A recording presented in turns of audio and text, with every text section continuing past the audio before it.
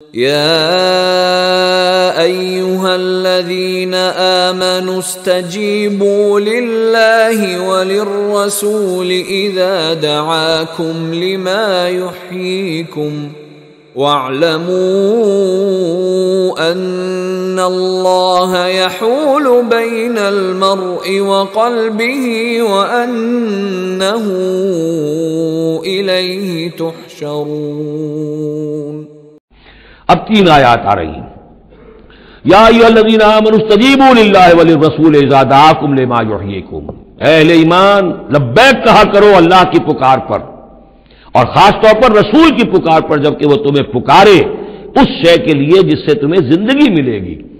تم جنگ میں جانے کو سمجھ رہے ہو کہ موت کا دروازہ ہے یہ تو اصل زندگی کا دروازہ ہے۔ ولا تقولوا لمن يقتل في سبيل الله اموات بل احياء ولكن لا تشعرون۔ تو یہ تو در حقیقت اللہ اور اس کے رسول جس چیز کی طرف تمہیں بلا رہے ہیں، حقیقی زندگی یہ ہے، روحانی زندگی یہ ہے، معنوی زندگی یہ ہے۔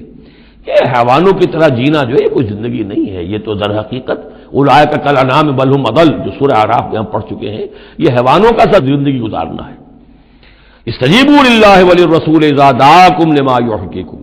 واعلموا ان اللہ یحول بین المرء وقلبہ، اور جان لو اللہ تعالیٰ بندے اور اس کے دل کے درمیان حائل بھی ہو جایا کرتا ہے۔ یعنی اگر اللہ کی رسول کی پکار سنی اور انسنی کر دی، پھر سنی انسنی کر دی، پھر اللہ تعالیٰ پردہ بن جائے گا، اب سننے نہیں دے گا،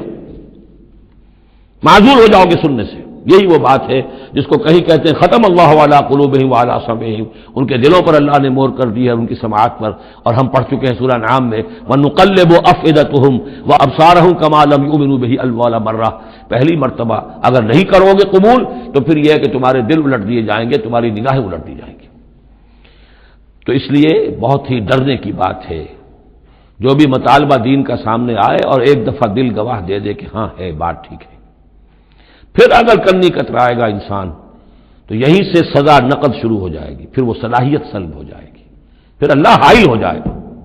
یعنی قانون خداوندی سنت خداوندی حائل ہو جائے گی،